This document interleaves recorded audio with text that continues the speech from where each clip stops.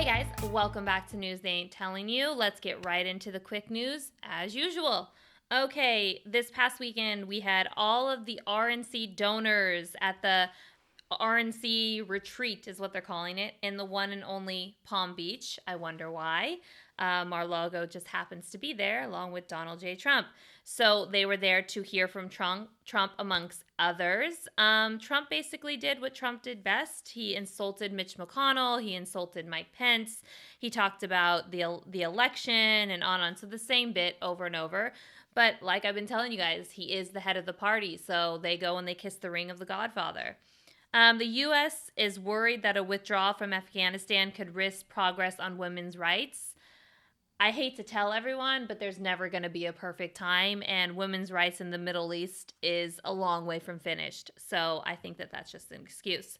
Governor Whitmer is calling for a voluntary pause in Michigan because Michigan is seeing a massive spike in COVID numbers.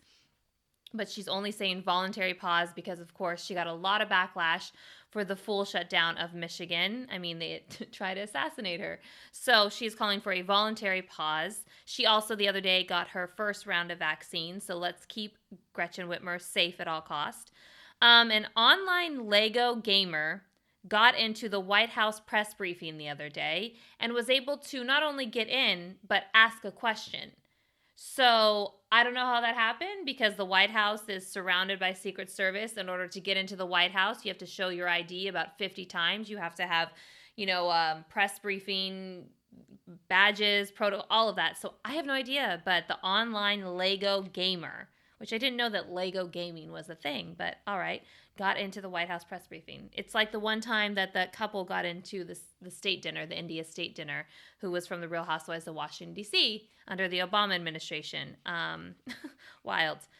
U.S. is warning Iran that not all of Trump's sanctions that he put upon them are going to be gone. Apparently they are working, and like I have said to you guys a couple times now, Iran is nearly on its knees, and that's where we kind of need them in terms of government in order to make a real nuclear arms deal.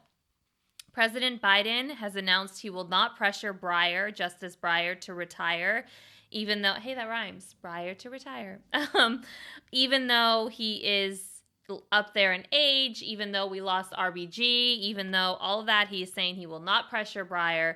There is a little bit of backlash here. So legally, he can't pressure him unless there is something mentally wrong with him. But of course, he can put a little pressure here and there. So I think Breyer is going to retire on his own in due time, in plenty of time. So we'll be okay. And who knows what's even going to happen in terms of Supreme Court justice picks. It's all up in the air these days. President Biden's border Caesar, how do you say it? Cesar. It's like the, I never can, CZAR. Cesar? I don't know. Okay. I'm human. I have no idea. Okay. I know what she does. Okay. She's going to resign at the end of April. So, of course, she oversees everything that's currently happening at the border as we speak. All these thousands of migrants are coming in. I don't know why she's resigning. She's saying it has nothing to do with anything that President Biden is or isn't doing. Maybe she has family issues. Maybe, I have no idea. But the right is spinning this like no other. So I'm sure more will come of that. A woman was arrested here in California for killing her 3 children. I just thought this was a wild story because you hardly ever hear stories of women sort of having this kind of crimes. You hear from men a lot. But she apparently killed her 3 children out here in the Los Angeles area, the Valley area, left their bodies, and they were discovered. And then she took off, and she was found somewhere up a little more north of Los Angeles, just kind of like hanging out. So obviously something has switched in her mind. The children's age were 6 months to 5 years old. So there's some type of switch there that happens. So Ukraine is saying that they will not back down to Russia's threat, aka Putin's threat. Of course, Putin is wanting to take over Ukraine and a lot of Eastern Europe. So that is going to be interesting. It's another thing on foreign policy, President Biden's plate. Thankfully, we have a really strong Secretary of State. I am a big fan of Secretary Blinken. And I have heard rumors that Blinken has been calling Hillary Clinton and Madeleine Albright for advice on foreign policy issues because a lot like what Hillary Clinton had to deal with after the W. Bush administration when she became Secretary of State, Blinken is being handed a lot of foreign policy issues because of the Trump administration. So that makes me very happy that he's relying on these two extremely smart women. So next up, we have Governor Kemp is saying that pulling the MLB All-Star game is going to deeply hurt Black business owners, which a lot of Black business owners, small business owners especially, have mixed feelings about the whole thing because the MLB All-Star game brings in so much economy that everyone needs right now because we're in COVID, post-COVID economy or middle of COVID economy. So it's a hit or miss, and it's a horrible situation all around. Romney and McConnell are blasting President Biden on he started a committee to see if we need to expand the Supreme Court and the filibuster. So the ironic thing about McConnell blasting President Biden on the Supreme Court is the mockery that Mitch McConnell has made of the Supreme Court by starting with not giving Merrick Garland, who is now, of course, the Attorney General, but then was President Obama's pick for Supreme Court Justice, replacing Scalia, didn't even get him a hearing and held that seat hostage until after the election, and then pushed through Amy Coney Barrett within a week, which is unheard of. So it's kind of like, but this is what Mitch McConnell does. He has no shame. He has no, but Romney, I mean, everyone, can we all get off the train of Romney's a good guy? Like, he's not. He's not a good guy. He's a robot. He has no emotions. He was governor of Massachusetts and then decided to be senator of Utah because he couldn't become president of the United States. He's Mormon, so he'll be senator of Utah till the day that he dies. And it's just that simple. He stands for nothing. So at least Mitch McConnell, as much as I don't agree with what he stands for, I'm clear at what he stands for. Romney changes his mind so frequently, it's whatever. So for them to be blasting President Biden is just ridiculous. I want to do a side note here really quick. This might not be very popular, but I am not a fan of packing the court, as they're calling it, because this is just life. Anytime there's an action, there's always a reaction to that action, and then there's another action. So meaning we will not always have power. And when we lose power again, they will pack it even further or do what they need to do, and it'll be a continuous cycle. So I say we get more senators and we get laws passed so we don't have to rely so heavily on the Supreme Court. I think it's that simple. So if that's not popular with you guys, sorry. I always keep it 100, and that's where we are. I think that this commission is going to come up with, he's not going to do it at the end of the day. It's too much of a gamble, and, that's where it is. We all tried to warn you about RBG, but no one wanted to listen in 2016. So there we go. Nearly 40% of Marines are not taking the COVID vaccine. I wasn't aware that you could be in the military and have a decision on something like that, but apparently they're giving them a decision, and 40% are not taking this vaccine. That is trifling to say the least. This is a cute little story. Female truck drivers have become massive TikTok influencers, and they're exposing truck driving, good, bad, and different, and they're trying to encourage more women to come because it's actually a really well-paying job. It's a hard job, but I've seen a couple of these women TikTokers, and it's a lot of fun, and it's actually inspiring. So I thought that was a cute little story. Scientists will study the brain of the former NFL player who killed 6 people and took his own life the other day. A doctor, his grandchildren, his wife, and sadly some guy who was just there to fix something in the house. He has passed away. He was on life support, and now he has passed away, so it's a total of 6. They're going to look into his brain because they're thinking that he may have had something that is caused when your head gets hit too much over and over. It can cause violent outbursts, things of this nature. So the NFL might be in the hot seat for that one. A-Rod and Moore-Lore are finalizing a deal to buy the Minnesota Timberwolves. A-Rod and J-Lo had tried to buy the New York Mets when they were on sale this last year. They are buying the Minnesota Timberwolves for $1.5 billion. So clearly A-Rod desperately wanted to become a owner of a sports team. Because who wants to own the Minnesota Timberwolves? I mean, honestly, no hate to any Minnesota Timberwolves fans, but really. So also, who knew that A-Rod had that kind of money? I mean, that's crazy. $1.5 billion between the two of them. Wow. Supreme Court has blocked the restriction on religious activities In California specifically, the court went 5-4. Not shocked by that in any way, shape, or form. A couple of rare LeBron James and Tom Brady trading cards are selling for $5 million a piece. Wow. What do you do with those cards after you have them, by the way? Like, you have them and they're like part of your collection, but then what? Okay, great. Plus, I would never want either one of those trading cards ever, but that's just me. The House Ethics Committee is officially investigating Congressman Gates. I think that's going to be really, really ugly. He is claiming deep state and it's, Democrats and it's media and blah, blah, blah. Congresswoman Cheney, who I think has her hands all over a lot of this, because, of course, Gates went to Wyoming and tried to get someone to primary Cheney and blah, blah, blah. You don't mess with a Cheney. She's saying if this is true, it's disgusting, it's vile, but she got as far as she could go without saying he should resign. So there's that. And last but not least, Secretary of State Blinken says that China has not been honest on COVID. They did not do enough in the beginning, and China is now admitting that their vaccines that they have in China just aren't that good. So there's a whole lot of baggage going on with China. Like I said, China, Iran, Russia, those are worrisome issues right now. And whether or not we're going to pull out of Afghanistan, which I'm here to tell you, probably not.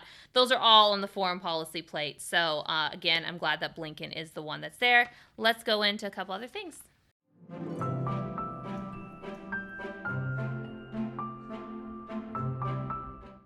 All right, so I thought it would be fun. We haven't done this in a while to do with Disneyland reopening in like 2 weeks or something. But mind you, I just want to say this: they listed the price listing, and like not even everything is out for Disney. Like Space Mountain is closed. All these places, $109 still per ticket.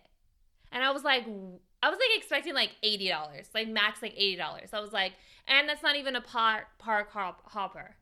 That's just one park, and there's so much stuff that's closed. So, I mean, am I still going to try to go? Yeah, I'm still going to try to go. But I'm just saying. So, my thought was, since Disneyland is opening, that we would do a cute little members of Congress Disney version. Mostly senators, but I added in a congresswoman in the mix. So, Sam, let's go. All right. Blackburn. Oh, God. I just purposely ever put her in things because I just like my reaction to her because I hate her so much. She's like the ultimate villain. I mean, like with no resolve. She's Ursula. Like she literally can convince people to do anything. Like, and she seems like, oh, praise the Lord, I'm a good person. And really, she's just horrible person. She's Ursula. She can convince a bitch to give up her voice. Yeah. Feinstein. Aw, Feinstein. Okay, Feinstein she's not a princess. That much I do know about Feinstein. She is not a princess. She is like one of the moms, but like one of the cool moms. There's not many moms in Disney movies. They always die. She's not like, the thing is with her, she's not like warm and cuddly. Mm. So it's like, I would say she's like the fairy godmother, but she's not. And that's okay. But she is, oh my God, I can't, let me think. Like, we'll come back to her because I literally can't think. All right, Pelosi.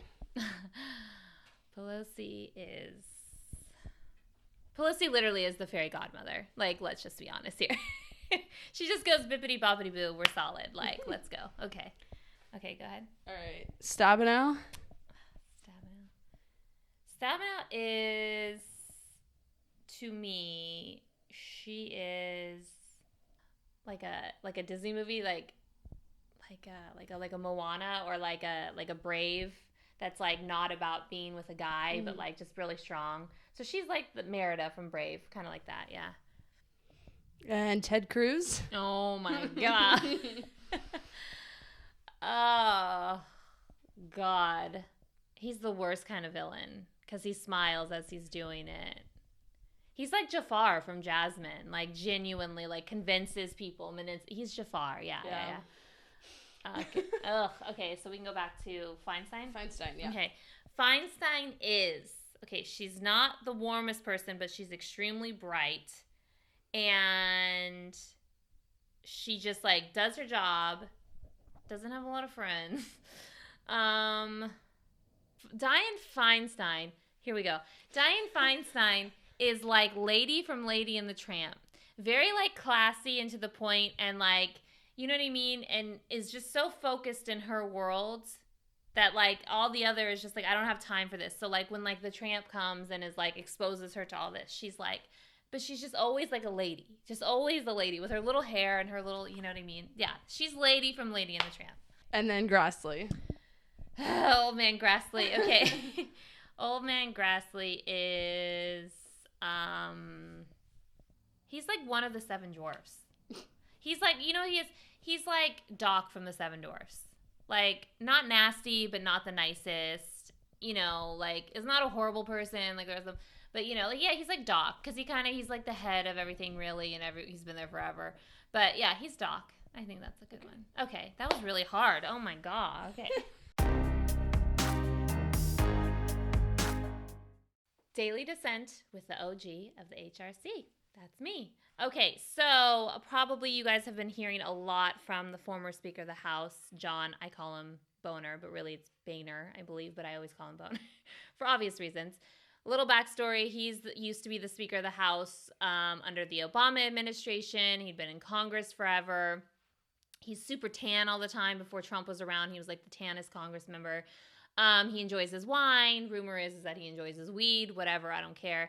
But he was the Speaker of the House under the administration. And what happened was, back in the day, Republicans made it their life's mission to make no deals with then President Obama whatsoever. They wouldn't meet him for meetings. He would call them, say, please come to the White House. Let's work some things out.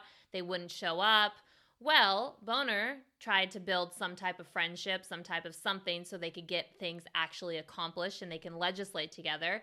And Republicans made him pay for it over and over again to a point where he said, I'm resigning, I'm retiring early. And as he was walking up to give his final speech, he whistled zippity-doo-dah because he was so happy to be done with it all because of this crazy, thing with Obama. And so recently he wrote a book, and it's like a massive tell-all. He goes off on everyone. No one is off limits. He goes off from everyone from Pelosi to Paul Ryan to Mitch McConnell to Ted Cruz to everyone. He goes off on everyone. Trump, he blames Trump for January 6th. However, there's a little bit of tidbit in there because he was in Congress when then President Clinton was getting impeached for the BJ. And he came out and he said, point blank in his book, that the only reason they moved forward with impeachment was because they believed that they could gain a shit ton of House seats to win back the House and demolish him and make him a lame duck president. And that's why they did it. And he said, I really wish I would have spoken up and said something.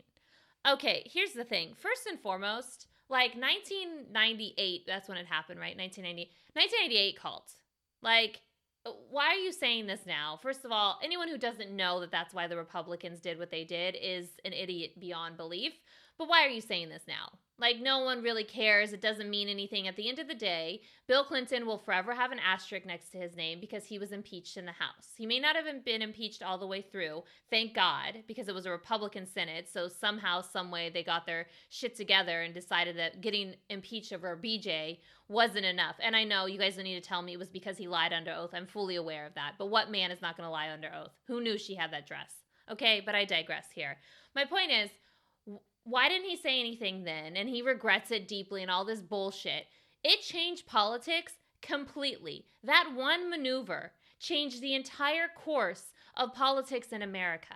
The reason that Trump got impeached the 2 times, the reason that Trump refused to talk to Pelosi after the impeachment, the reason that Republicans and Democrats are where they are is because of that one moment in political history. And John Boehner is openly saying, we just did it because we wanted to win House seats and we wanted to get rid of them, and this was the easiest way. Concluding what we all knew, how ridiculous this was. But yet, so what now, Boehner? You're no longer in politics. You sit on some board for weed in America. You enjoy your wine and you get to go and play golf all the time. Well, what is this going to solve? How is this going to solve what's going on now, which was caused by something that you clearly knew was wrong at the time, but did nothing to stop it? And I just want to say this about Bill Clinton, because he gets a lot of shit, especially in these last coming days with Jeffrey Epstein and all of that craziness. I just want to say to this about a man who was leading our country, the president of the United States. He put all of that bullshit aside. He put aside the fact that they were literally impeaching him over a personal affair, extramarital affair that he had. That's why they were impeaching him. They set him up with the dress. They knew he would lie under oath. It was a complete setup. And what did he do? Did he stop talking to Newt Gingrich? Did he stop taking meetings with Republicans? No. He legislated, and he left our country a surplus. We were not in war. Our economy was stronger than ever. Our education was stronger than ever. People were graduating from high school at the highest rate they'd ever seen in the history of our country. All under Bill Clinton, who had just gotten impeached by Republicans, who had no control over anything because they had control in the Senate and they had control in the House. But Bill Clinton kept meeting with them. What did Trump do when Trump got impeached the first time? He stopped right then and there talking to the Speaker of the House. They never spoke again. Never.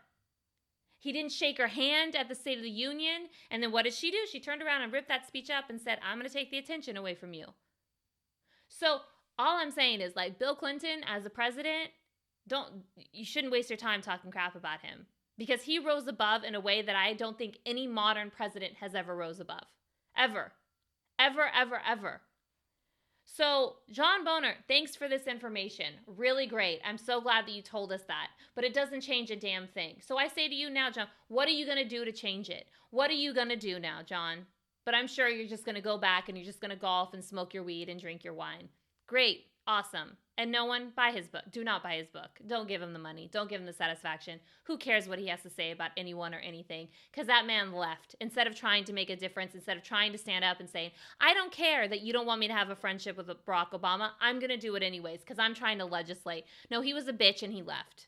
So there's that. All right, guys, until next time, make sure you check us out on TikTok, Instagram, and Twitter. And make sure if you want to listen, go ahead and listen on iTunes, Spotify, and of course, you can watch right here on YouTube. Until next time, make sure you subscribe. OG of the HRC, signing out.